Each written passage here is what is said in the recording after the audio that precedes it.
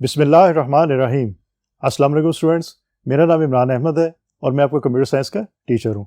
Students, आज का जो हमारा लेक्चर है वो हमारी बुक के चैप्टर नंबर 7 से लिया गया है। और स्टूडेंट्स, आज का लेक्चर हमारी बुक का चैप्टर नंबर 7 है, उसकी जो एक्सरसाइजेज हैं उससे रिलेटेड है।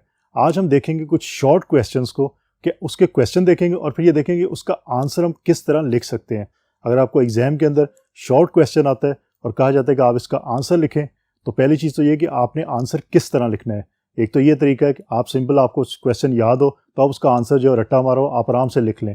लेकिन स्टूडेंट्स, आपको पता है कि आपकी बुक के 10 चैप्टर्स हैं, तमाम चैप्टर्स के तमाम कॉन्सेप्ट्स को याद रखना बहुत मुश्किल होता है। इसलिए आप सिर्फ कॉन्सेप्ट जहन में रखते हैं और फिर क्या करते हैं, उस कॉन्सेप्ट की बेस पे आप आंसर जो है वो लिख सकते हैं।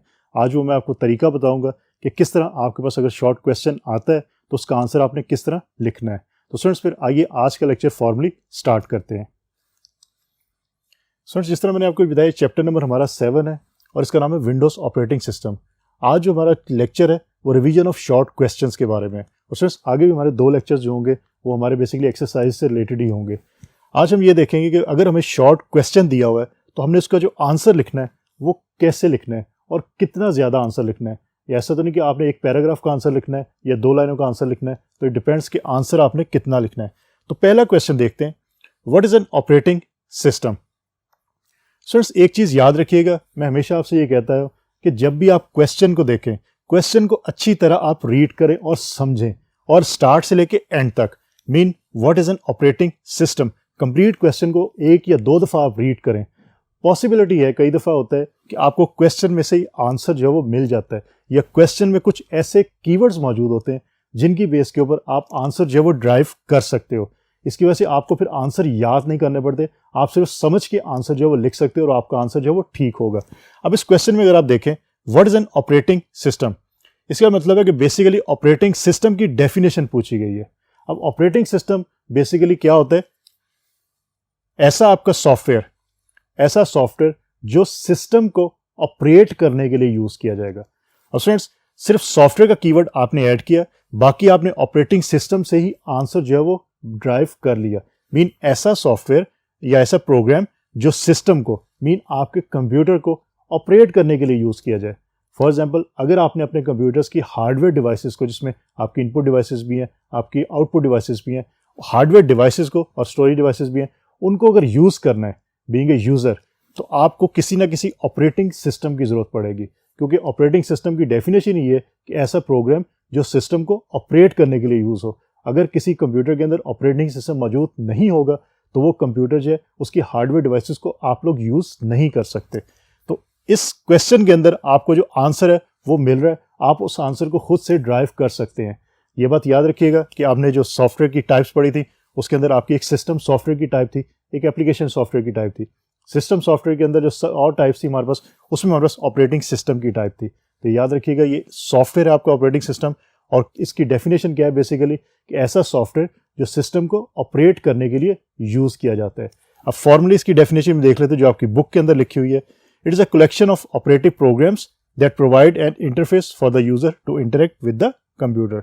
तो बेसिक जो कीवर्ड है वो ये है कि इंटरफेस प्रोवाइड करते हैं आपको यूजर और कंप्यूटर को। मीन जो कंप्यूटर की हार्डवेयर डिवाइसेस है उनके और यूजर के दरमियान जो है एक ब्रिज का काम करता है, कि यूजर ने अगर हार्डवेयर डिवाइसेस को यूज करना है तो उसको किसी ना किसी ऑपरेटिंग सिस्टम की जरूरत पड़ेगी। अब स्टूडेंट्स, अगर आपको कॉन्सेप्ट हो ऑपरेटिंग सिस्टम का तो आप खुद से आंसर लिख सकते हैं। क्योंकि मैं बार बार यही कहता हूँ कि तमाम बुक के क्वेश्चंस को याद करना, तमाम बुक के जो भी आपके टॉपिक्स हैं उनको याद रखना, इट्स इम्पॉसिबल, ये बहुत मुश्किल होता है। तो बेहतर ये है कि आप सिर्फ कॉन्सेप्ट जहन में लें और उसके बाद क्वेश्चन के अंदर से आप आंसर जो है वो ड्राइव करने की कोशिश करें। अब स्टूडेंट, देखते हैं नेक्स्ट क्वेश्चन क्या है हमारे पास, व्हाट इज अ डेस्कटॉप। और स्टूडेंट्स, अगेन पहले क्वेश्चन को अच्छी तरह रीड करें, what is a desktop. Students, आपको ये पता है कि आपके कंप्यूटर्स के अंदर भी डेस्कटॉप कंप्यूटर्स होते हैं और कुछ लैपटॉप कंप्यूटर्स होते हैं। डेस्कटॉप कंप्यूटर्स कौन से हैं, जो डेस्क के ऊपर रखे जाते हैं, जो आप लोग घरों में अंदर यूज करते होंगे मोस्टली, और लैपटॉप कंप्यूटर्स के जो पोर्टेबल होते हैं, आप कहीं भी उसको उठा के ले जा सकते हैं। अब यहाँ पे डेस्कटॉप का क्या कॉन्सेप्ट है, the on screen work area on which windows, icons, menus and dialog boxes appear is called desktop. It is the main screen from where user can interact with the system. Students, basically desktop का जो concept है यहाँ पे, ये software point of view से है यहाँ पे अब कंप्यूटर्स की टाइप की बात नहीं हो रही, क्योंकि हम विंडोज़ ऑपरेटिंग सिस्टम की बात करें। तो इसका मतलब है कि जो चीज़ें हम यहाँ पढ़ेंगे, जिन चीज़ों को हम यहाँ पूछेंगे, वो आपकी मोस्टली जो है वो रिलेट करेंगी सॉफ्टवेयर साइड से। तो डेस्कटॉप आपका सॉफ्टवेयर साइड का एक प्रोग्राम है।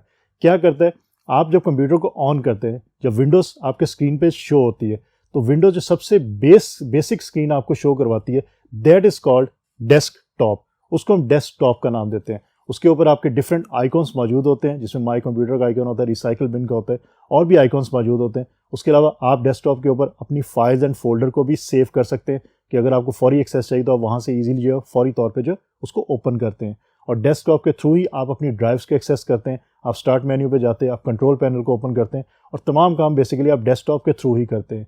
मीन जब विंडोज़ आपकी स्क्रीन पे ओपन होती है, तो वो जो स्क्रीन एरिया आपको, जब वर्क एरिया आपको नजर आता है, that can be called as desktop. तो ये बात याद रखिएगा कि आपके स्क्रीन के ऊपर जो ऑन स्क्रीन है, बेसिकली वर्क एरिया आपको नजर आता है, वो बेसिकली डेस्कटॉप एरिया जो कहलाता है। तो स्टूडेंट्स, ये था डेस्कटॉप एरिया के बारे में। अब यहाँ से भी आप देख सकते हैं कि आपको क्वेश्चन के अंदर से अगर कॉन्सेप्ट है डेस्कटॉप का, तो आप आइडिया कर सकते हैं और उसके इस कीवर्ड की वजह से आप आंसर जो है वो लिख सकते हैं। अब स्टूडेंट्स, नेक्स्ट बोर्ड पे चलते हैं, देखेंगे हमारे पास और कौन से क्वेश्चंस हैं और उनके हम आंसर्स किस तरह लिख सकते हैं। तो चलते हैं फिर नेक्स्ट बोर्ड पे। स्टूडेंट्स, हमारे पास जो थर्ड क्वेश्चन है, that is define types of interface provided by operating system. अब स्टूडेंट्स, बेसिकली डेफिनेशन पूछी गई है। किस चीज की डेफिनेशन पूछी गई है? क्वेश्चन को आप देखें, types of interface provided by operating system, के इंटरफेस टाइप्स जो हैं ऑपरेटिंग सिस्टम की, हमारे पास जो हमने दो टाइप्स पढ़ी थी, अगर आपको आपके चैप्टर्स के लेक्चर्स याद हो तो उसमें हमने दो टाइप्स पढ़ी थी। तो बेसिकली उन टाइप्स के बारे में पूछा गया है कि उनकी डेफिनेशन। स्टूडेंट्स, ये क्वेश्चन एक क्वेश्चन में भी आपके बेसिकली पूछा जा सकता है दोनों टाइप्स के बारे में, और ये डिफरेंट क्वेश्चंस भी हो सकते हैं। तो मैंने यहाँ पे एक ही क्वेश्चन के अंदर दोनों टाइप्स का लिख दिया है, लेकिन इट इज़ पॉसिबल कि आपके एग्जाम के अंदर ये डिफरेंट क्वेश्चंस हो। सो define types of interface provided by operating system. अब वो कौन सी दो टाइप्स हैं, पहले तो ये डिसाइड करें कि वो टाइप्स हैं कौन सी, उसके बाद आपने उसकी फिर डेफिनेशन लिखनी है। और अगर आपको याद है तो हमने ये देखा था कि एक टाइप थी हमारे पास ग्राफिकल यूजर इंटरफेस टाइप, और दूसरी टाइप थी हमारे पास कमांड लाइन इंटरफेस, या इन शॉर्ट जो आप याद रख सकते हैं GUI इंटरफेस का GUI आप कह सकते हैं, ग्राफिकल यूजर इंटरफेस को इन शॉर्ट आप GUI इंटरफेस कह सकते हैं। कमांड लाइन इंटरफेस को आप CLI का नाम दे सकते हैं। तो GUI और CLI, ये आप कीवर्ड्स याद रखें तो आप इजीली जो है ये दो टाइप्स के बारे में डिटेल लिख सकते हैं। अब देखते हैं थोड़ा सा graphical user interface. In GUI operating system, icons, windows and buttons are used as visual components. Windows is an example. Friends, basically example के थ्रू आप इनकी डेफिनेशन याद रख सकते हैं। आपको पता है कि आपका जो ग्राफिकल यूजर इंटरफेस है वो बेसिकली कौन सा ऑपरेटिंग सिस्टम है? विंडोज़, जो आप लोग बहुत ज़्यादा यूज़ करते हैं। उसके अलावा लिनक्स भी है, सोलारिस भी है, लेकिन विंडोज़ आप लोग बहुत ज़्यादा यूज़ करते हैं। अब विंडोज़ की अगर आप डेफिनेशन लिखना चाहें तो आप वही डेफिनेशन जो है ग्राफिकल यूजर इंटरफेस में लिख सकते हैं। मीन विंडो आपको ग्राफिकली जो है इंटरफेस प्रोवाइड करता है कि यूज़र जो है उसको कमांड लिखने नहीं पड़ती, वो जस्ट माउस से क्लिक करके जो है वो किसी भी फाइल को, फोल्डर को सिलेक्ट कर सकता है, उसको डिलीट कर सकता है, उसको रीनेम कर सकता है, और उसको मूव भी कर सकता है एक लोकेशन से दूसरी लोकेशन तक। तो स्टूडेंट्स, आप विंडोज़ को अगर याद रखें इस एग्जाम्पल के तौर पे, तो आप जो है इसकी डेफिनेशन जो है वो ईजिली खुद से लिख सकते हैं, क्योंकि विंडोज़ के अंदर आपको सिंपल आइकॉन्स नज़र आ रहे होते हैं। डेस्कटॉप एरिया के ऊपर आइकॉन्स बने होते हैं डिफरेंट, माई कंप्यूटर का, रिसाइकिल बिन का, और भी दूसरे आइकॉन्स होते हैं। उसके अलावा विंडोज़ आपको नज़र आती हैं। आप जब भी कोई सॉफ्टवेयर ओपन करते हैं या कोई फोल्डर ओपन करते हैं तो आप एक नई विंडो जब ओपन हो जाती है, विंडोज़ रेक्टेंगल बॉक्स बेसिकली होता है, तो विंडोज़ ओपन हो जाती है। बटन्स होते हैं जिसको आप क्लिक करते हैं, और विजुअल कंपोनेंट्स होते हैं। तो आप विंडोज़ की एग्जाम्पल को जहन में रखेंगे तो आप जो ग्राफिकल यूजर इंटरफेस जो ऑपरेटिंग सिस्टम है उसकी डेफिनेशन ईजिली लिख सकते हैं। तो एग्जाम्पल से आप जो है वो डेफिनेशन ड्राइव कर सकते हैं। अब दूसरी की तरफ आते हैं, टाइप की तरफ, कमांड लाइन इंटरफेस। फ्रेंड्स, इसके नाम के अंदर ही आपको अंदाज़ा हो रहा है कमांड लाइन, मीन इसके अंदर आप जो ग्राफिकली आपको इंटरफेस प्रोवाइड नहीं होता, आपको एक कमांड लाइन इंटरफेस प्रोवाइड होता है जिसमें आप कमांड्स टाइप करते हैं। अगर आपने एक फाइल को या एक किसी भी फोल्डर को एक जगह से दूसरी जगह कॉपी करना है तो आपको कमांड लिखनी पड़ेगी कंप्लीट, फिर वो काम हो सकता है। आप जस्ट माउस से क्लिक नहीं कर सकते, तो इसमें कमांड लिखनी पड़ती है। कोई फाइल अगर आपने डिलीट करनी है, आपको डिलीट की कमांड लिखनी पड़ेगी, टाइप करनी पड़ेगी कीबोर्ड से। अगर आपने कोई रीनेम करनी है फाइल, उसकी भी आपको कमांड लिखनी पड़ेगी। अगर आपने कोई सॉफ्टवेयर रन करना है, उसकी भी आपको कमांड लिखनी पड़ेगी। लेकिन GUI इंटरफेस के अंदर या विंडोज़ के अंदर हम क्या करते हैं, हम जस्ट माउस से क्लिक कर देते हैं और आपका वो स्पेसिफिक सॉफ्टवेयर खुद से रन हो जाता है, आपको टाइप करने की ज़रूरत नहीं पड़ती। सो इन CLI a user needs to write commands to perform a task. Disk operating system, DOS and Unix are examples. इसमें भी आप एग्जाम्पल्स को ज़हन में रख सकते हैं। डिस्क ऑपरेटिंग सिस्टम DOS की एग्जाम्पल ज़हन में रख लें तो DOS आपको जो वो कमांड लाइन इंटरफेस को यूज़ करता है, मीन इसमें टाइप करनी पड़ती है आपको कमांड्स। और फ्रेंड्स सबसे बड़ा जो प्रॉब्लम आता है हमें कमांड लाइन के अंदर कि आपने जो कमांड टाइप करनी है अगर आपको वो याद नहीं है तो आपको रेफरेंस बुक्स देखनी पड़ती हैं, वहाँ से भी आपको कमांड देख के और फिर लिखनी पड़ती है। लेकिन इस तरह क्या होता है, आपका काम जो है वो स्लो हो जाएगा। तो इस केस के अंदर कमांड लाइन इंटरफेस के केस के अंदर आपको जो कमांड्स याद करनी पड़ती हैं। GUI इंटरफेस के अंदर आपको कमांड्स याद करने की ऐसा ज़रूरत ही नहीं है, क्योंकि उसके अंदर आप सिर्फ माउस से क्लिक करके जो भी आपने फंक्शन परफॉर्म करवाना है या जो भी टास्क परफॉर्म करवाना है वो टास्क आप इजीली परफॉर्म करवा सकते हैं। तो स्टूडेंट्स ये थी दो टाइप्स और उनकी डेफिनेशन कि ग्राफिकल यूजर इंटरफेस और command line interface. Again students question को देखें, क्वेश्चन के बाद हमने जो आंसर में हेडिंग्स देखी हैं उन हेडिंग से हम जो ड्राइव कर सकते हैं कि हमारे पास क्या इसकी डेफिनेशन हो सकती है। और GUI इंटरफेस के अंदर आप विंडोज़ की एग्जांपल है, विंडोज़ आप लोग यूज़ करते हैं तो विंडोज़ की जो भी आप एग्जांपल है विंडोज़ के थ्रू आप जो है उसकी डेफिनेशन जो है वो ड्राइव कर सकते हैं इजीली। अब स्टूडेंट्स नेक्स्ट क्वेश्चन देखते हैं, what is my computer folder. So desktop area जो होता है आपका उसके ऊपर एक माई कंप्यूटर का आइकॉन बना होता है। अगर आप उस पर आप माउस को लेके जाएं, माउस का जो पॉइंटर है उसको माई कंप्यूटर पे लेके जाएं और आप अगर लेफ्ट क्लिक करते हैं और डबल सेलेक्ट करने के बाद आप उसको जब ओपन करते हैं तो आप देख सकते हैं कि उसके अंदर आपको क्या शो होता है। बेसिकली क्या शो होता है, this folder is placed at the desktop, it shows all the disk install in a computer. ये बेसिकली आपके पास आपके कंप्यूटर में जितनी भी डिस्क इंस्टॉल होती है उन सबको शो करता है। आपकी हार्ड डिस्क है उसकी डिटेल शो करेगा, उसके बाद अगर आपने कोई रिमूवल डिस्क जो है अटैच की हुई है तो उस डिस्क को भी शो करेगा, आपकी जो DVD रोम होगी उसको भी शो करेगा। तो इसके अंदर क्या होता है, माई कंप्यूटर के अंदर आपकी तमाम डिस्क जो है वो शो होती है और आप किसी भी डिस्क को फिर ओपन कर सकते हैं उसके थ्रू, और किसी फाइल और फोल्डर को अगर आपने यूज़ करना है तो आप कर सकते हैं। अगर आपने CD या DVD को रन करना है तो आप माई कंप्यूटर के थ्रू ओपन करें, आपको DVD के ड्राइव लेटर नज़र आएगा, आप उसको क्लिक करें तो आपकी DVD भी रन हो जाएगी। तो फ्रेंड्स इस तरह क्या होता है, इस फोल्डर के अंदर आपकी तमाम जो डिस्क इंस्टॉल है कंप्यूटर के ऊपर वो शो होती है, जिसको आपने डिफरेंट नाम दिए होते हैं या बाय डिफ़ॉल्ट उनके नाम जो लेटर्स होते हैं, C ड्राइव हो सकती है, D ड्राइव हो सकती है, E हो सकती है, F हो सकती है या कोई और नाम भी हो सकता है। तो फ्रेंड्स ये माई कंप्यूटर का जो आपका फोल्डर है ये आपके डेस्कटॉप के ऊपर मौजूद होता है। Next question, what is internet explorer. Friends again question को देखें और इसमें देखिए आप क्वेश्चन क्या पूछे, व्हाट इज इंटरनेट एक्सप्लोरर। अब पहले तो आपको आइडिया होना चाहिए कि इंटरनेट है क्या। आपको ये पता है इंटरनेट क्या है, इंटरनेट है कि आप उसके थ्रू क्या करते हैं, आप जो आपके पास कोई ब्राउज़र मौजूद होता है आपके कंप्यूटर के ऊपर, आप उस ब्राउज़र को आप जब इंटरनेट से कनेक्ट होते हैं तो ब्राउज़र के थ्रू आप कोई भी कीवर्ड एंटर करें तो आपको उसकी डिटेल इन्फॉर्मेशन जो है वो वेब से आपके कंप्यूटर पे ट्रांसफ़र हो जाती है और आप उसको देख सकते हैं। तो बेसिकली इंटरनेट की जो डेफिनेशन है वो तो नेटवर्क ऑफ नेटवर्क्स बनती है, क्योंकि इसको हम कहते हैं इंटरनेटवर्क, इन शॉर्ट इसको इंटरनेट का नाम देते हैं। तो this is network of networks. अब बेसिकली आपके कंप्यूटर के अंदर, क्योंकि हमने स्टार्ट में बात की थी कि हम विंडोज़ ऑपरेटिंग सिस्टम की बात कर रहे हैं, तो इसका ये मतलब है कि इंटरनेट को यूज़ करने के लिए जो विंडोज़ ऑपरेटिंग सिस्टम है वो भी कोई ना कोई आपको ऐसा सॉफ्टवेयर प्रोवाइड करेगा कि जो सॉफ्टवेयर जो है वो इंटरनेट को यूज़ करने के लिए आप जो है वो उसको इस्तेमाल कर सकते हैं। वो कौन सा सॉफ्टवेयर है, उसका नाम है इंटरनेट एक्सप्लोरर, या इन शॉर्ट इसको IE का नाम देते हैं। तो ये याद रखिएगा कि विंडोज़ ऑपरेटिंग सिस्टम के अंदर बाय डिफ़ॉल्ट इंटरनेट यूज़ करने के लिए जो सॉफ्टवेयर शामिल होता है उसका नाम इंटरनेट एक्सप्लोरर है, मीन IE। और किस काम के लिए यूज़ होता है, simple, it is a web browser and use to browse different websites.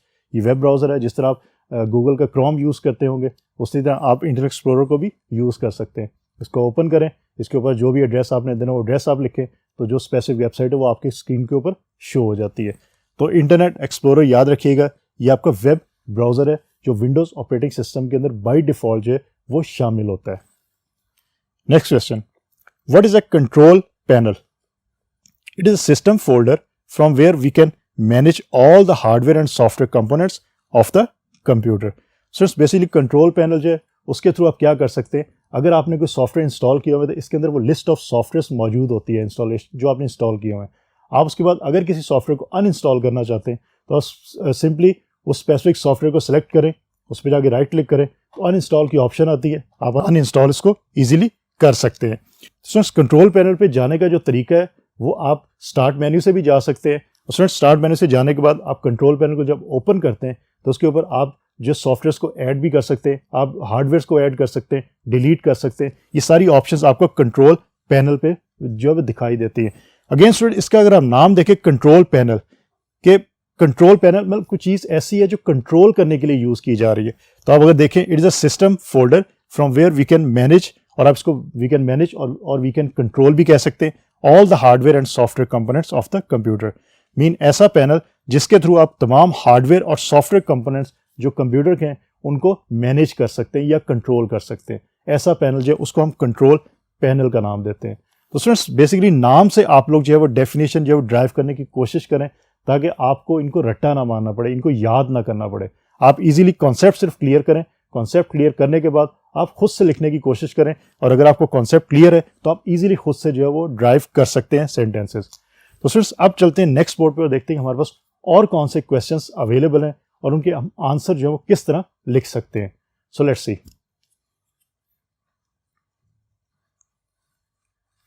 So students next जो हमारे पास question that is what is multitasking. Again student जो हमने रूल अपनाया है वो ये है कि क्वेश्चन को पहले अच्छी तरह पढ़ना है हमने। अब क्वेश्चन क्या है, what is multitasking. Mean multitasking की डेफिनेशन बेसिकली पूछी गई है। मल्टी का मतलब होता है एक से ज्यादा, टास्किंग मीन टास्क जो काम होते हैं। इसका ये मतलब है कि मल्टीटास्किंग ऑल टुगेदर आप क्या कह सकते हैं कि एक से ज्यादा टास्क परफॉर्म करना, उसको मल्टीटास्किंग कहते हैं। अब स्टूडेंट्स इसकी जो आप डेफिनेशन लिखेंगे वो किस पॉइंट ऑफ व्यू से लिखनी है, वो आपने लिखनी है विंडोज के पॉइंट ऑफ व्यू से कि विंडोज मल्टीटास्किंग, पहले तो ये देखना है कि विंडोज मल्टीटास्किंग को सपोर्ट करता है या नहीं करता।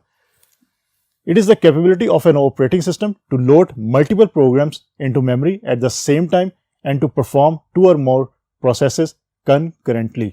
स्टूडेंट्स पहली चीज तो ये कि विंडोज के आपने जो फीचर्स देखे थे उसमें हम देखा था कि विंडोज मल्टीटास्किंग करता है। तो ये चीज़ आपको याद होनी चाहिए, ये जेहन में होना चाहिए, कॉन्सेप्ट क्लियर होना चाहिए इस चीज़ का कि विंडोज मल्टीटास्किंग जो है वो परफॉर्म करता है। अब मल्टीटास्किंग की डेफिनेशन क्या है, एक से ज़्यादा टास्क को परफॉर्म करना एक ही वक्त के अंदर। इसका ये मतलब है कि आपका विंडोज जो ऑपरेटिंग सिस्टम है वो कैपेबल है इस चीज़ का कि अगर एक से ज़्यादा टास्क जो परफॉर्म करने पड़े आपके CPU को या सेंट्रल प्रोसेसिंग यूनिट को, तो विंडोज इस चीज़ को मैनेज कर सकता है। वो एक से ज़्यादा टास्क को पैरेलली जो परफॉर्म करवा सकता है। मीन अगर टास्क 1, टास्क 2 और टास्क 3 है, 3 टास्क आपके जो हैं वो एक ही वक्त में होने, तो विंडोज़ के पास ये एबिलिटी है कि वो तीनों टास्क को एक ही वक्त के अंदर जो है वो परफॉर्म कर सके या एग्जीक्यूट करवा सके। सिंपल एग्जांपल इसकी ये है कि आप अगर टाइपिंग कर रहे हैं वर्ड के अंदर, उसके साथ साथ आप जो है म्यूज़िक भी सुन रहे हैं, तो बेसिकली ये 2 डिफरेंट टास्क हैं। तो विंडोज़ के पास ये एबिलिटी मौजूद है कि विंडोज़ जो है वो दोनों टास्क को कंकरेंटली जो है परफॉर्म करवा सकता है। So this is multitasking. अब फ्रेंड्स इसके कंट्रास्ट में एक और हमारे पास कीवर्ड है that is multi processing. So next question भी उससे रिलेटेड है कि what is multi processing. Students ये बात याद रखिएगा, अमूमन कंफ्यूज हो जाते हैं स्टूडेंट्स। मल्टीटास्किंग की डेफिनेशन जो मल्टी प्रोसेसिंग में लिख दी जाती है और मल्टी प्रोसेसिंग की डेफिनेशन जो मल्टी टास्किंग में मेंशन कर दी जाती है। हालांकि ये बड़ा स्ट्रेट फॉरवर्ड जो आंसर है इनके, आप सिर्फ और सिर्फ इनके नाम से अंडरस्टैंड कर सकते हैं। मल्टीटास्किंग में मीन एक से ज़्यादा टास्क परफॉर्म करना। Multiprocessing the ability to manage more than 1 microprocessor is called multi processing.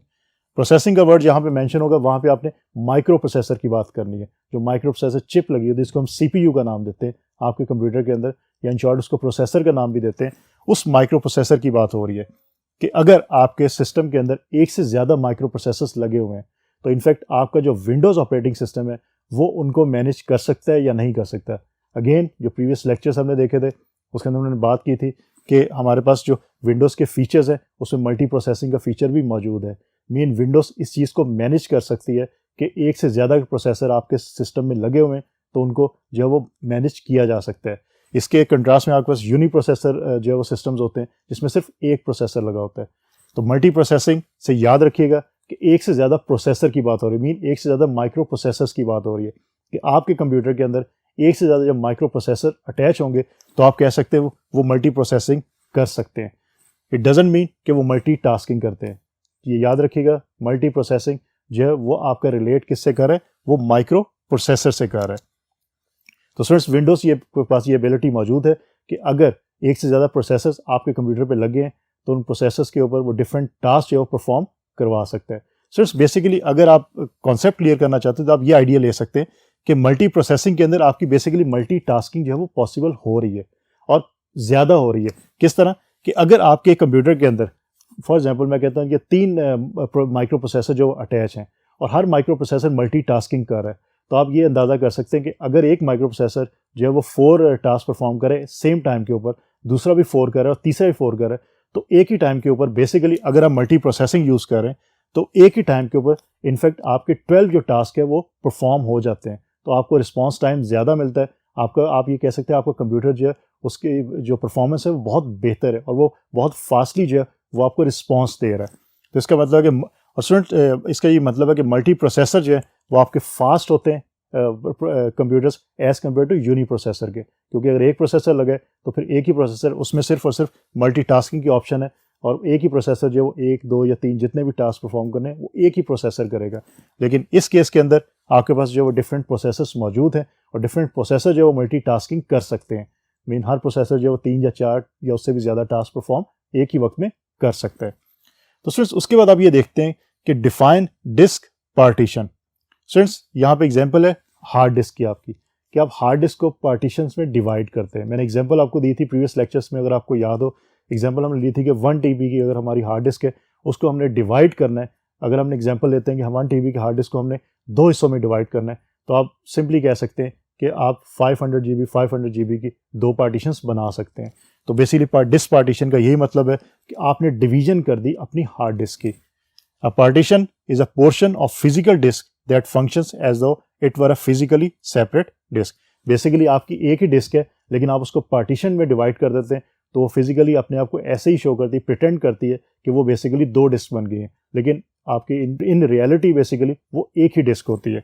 तो स्टूडेंट्स मैं आपको फ़ायदा भी साथ साथ बता देता हूँ, क्योंकि पॉसिबल है कि आपको पूछा जा सकता है कि एडवांटेज ऑफ डिस्क पार्टीशन क्या है। स्टूडेंट्स इसका फ़ायदा ये है कि नॉर्मली ये होता है कि आपका किसी एक ड्राइव के ऊपर जो आप पार्टीशन करते हैं, किसी एक ड्राइव के ऊपर आपका विंडोज़ ऑपरेटिंग सिस्टम इंस्टॉल होता है। और स्टूडेंट्स ज़्यादातर जो वायरसेस हैं वो उस ड्राइव पे अटैक करते हैं जिस पे विंडोज़ ऑपरेटिंग सिस्टम सेव होता है। तो अगर आपका डाटा मौजूद है उसी ड्राइव के ऊपर और आपने पार्टीशन नहीं की, तो आपका एक ही ड्राइव है, उसी पे डाटा मौजूद, उसी पे विंडोज़ मौजूद है, तो पॉसिबिलिटी है कि विंडोज़ पे जब वायरस अटैक करे, विंडोज़ की फाइल्स करप्ट हो, तो आपको डिस्क को फॉर्मेट करना पड़े और दोबारा से विंडोज़ को इंस्टॉल करना पड़े। और उसमें डिस्क को जब फॉर्मेट आप करेंगे तो आपका तमाम जो डाटा है वो डिलीट हो जाएगा। तो इसका बेहतरीन जो सोल्यूशन है वो यही है कि आप डिस्क पार्टीशन करें। मीन आप जब डिस्क को डिवाइड करें और एक ड्राइव के ऊपर आप विंडोज़ रखें, दूसरी ड्राइव पे आप अपना तमाम डाटा जो सेव करें। अगर इवन एक ड्राइव के ऊपर जिस पे विंडोज़ मौजूद है उस पर वायरस अटैक करता है और आपकी जो ड्राइव है उस पर प्रॉब्लम भी आ जाती है और आपको फॉर्मेट भी वो करनी पड़ जाती है, तो सिर्फ आपकी वो स्पेसिफिक ड्राइव फॉर्मेट होगी और उसके अंदर जो डाटा होगा वही डिलीट होगा। आपके जो दूसरी ड्राइव के ऊपर डाटा है वो एज इट इज़ सेव रहेगा। ओके स्टूडेंट्स, अब हम ये देखते हैं लास्ट क्वेश्चन आज का कि what is disk management. It is a process of organising the disk attached to a computer system to keep the data managed. A disk can be divided into primary and extended disk partition. So पहली चीज़ तो ये कि disk partition की आपकी 2 types होती हैं, वो यहाँ मैंने मेंशन कर दी। एक आपकी प्राइमरी है और एक आपकी एक्सटेंडेड डिस्क पार्टीशन होती है। अब स्टूडेंट डिस्क मैनेजमेंट बेसिकली है क्या? डिस्क मैनेजमेंट यही है कि आपकी जो ड्राइव्स है उनको मैनेज करना। डिस्क, क्योंकि आपने जो भी डाटा सेव करना है अपने डिस्क के ऊपर, अगर आप पार्टीशन में रखेंगे तो वो ईजिली मैनेज हो जाएगा, वो ईजिली आप उसको फिर यूज़ कर सकते हैं। और स्टूडेंट्स इसके लिए हमारे पास जो कंप्यूटर के अंदर यूटिलिटी यूज़ होती है उसको हम डिस्क मैनेजमेंट यूटिलिटी का नाम देते हैं, या उसको इन शॉर्ट हम DMU का नाम भी देते हैं। तो ये बात भी याद रखिएगा, अगर डिस्क मैनेजमेंट यूटिलिटी का क्वेश्चन आता है तो वो भी आपका बेसिकली डिस्क मैनेजमेंट से ही रिलेटेड है। और स्टूडेंट्स ये आपको ग्राफिकल यूज़र इंटरफेस प्रोवाइड किया जाता है, एक विंडो प्रोवाइड की जाती है विंडोज़ ऑपरेटिंग सिस्टम के अंदर, जिसके थ्रू आप सिर्फ क्लिक करने से अपनी डिस्क को पार्टीशंस में डिवाइड कर सकते हैं ईजिली। और जब भी आप उसका नाम भी चेंज करना, आप इजीली नाम चेंज कर सकते हैं। पार्टीशंस जब आपका दिल चाहे आप ख़त्म भी कर सकते हैं और नई पार्टीशंस भी आप बना सकते हैं। तो स्टूडेंट्स बेसिकली आज का जो हमारा लेक्चर था उस लेक्चर के अंदर हमने ये देखा कि हमारे पास अगर शॉर्ट क्वेश्चन आता है एग्जाम के अंदर तो उन क्वेश्चंस के हमने आंसर्स किस तरह लिखने हैं। स्टूडेंट्स एक तो सिंपल तरीका है कि आप तमाम क्वेश्चंस के आपको आंसर याद हो, जो कि प्रैक्टिकली हम कह सकते हैं कि पॉसिबल नहीं होता, क्योंकि डेफिनेटली आपके अगर ये तो सिर्फ एक ही चैप्टर की बात हम कर रहे हैं, लेकिन अगर आप तमाम चैप्टर्स की बात करें तो तमाम चैप्टर्स के तमाम टॉपिक्स को याद रखना बहुत मुश्किल होता है। तो फ्रेंड्स असल चीज़ ये है कि आप क्वेश्चन को समझना सीखें कि क्वेश्चन के अंदर क्या लिखा हुआ है। कई दफ़ा क्वेश्चन के अंदर ही जो आपको कीवर्ड्स मिलते हैं उन्हीं कीवर्ड से आप आंसर ड्राइव कर सकते हैं। इससे आपको बहुत ज़्यादा टाइम भी बच जाएगा, आपको बहुत ज़्यादा याद भी नहीं करना पड़ेगा, जस्ट आपको कॉन्सेप्ट क्लियर करना पड़ेगा और आप आंसर खुद से लिख सकते हैं। जिस तरह कि हमने आज काफ़ी सारे क्वेश्चंस के अंदर ऐसे देखा कि हमारे क्वेश्चंस के अंदर ही आंसर जो हमें मिल गए, हमने सिर्फ नाम से आंसर ड्राइव कर लिए और आराम से हमने आंसर जो है लिख लिया। तो स्टूडेंट्स, होपफुली आज का लेक्चर आपको अच्छी तरह समझ आया होगा। इंशाल्लाह अगली दफ़ा नए लेक्चर के साथ दोबारा मुलाकात होगी। तब तक के लिए अल्लाह हाफिज़।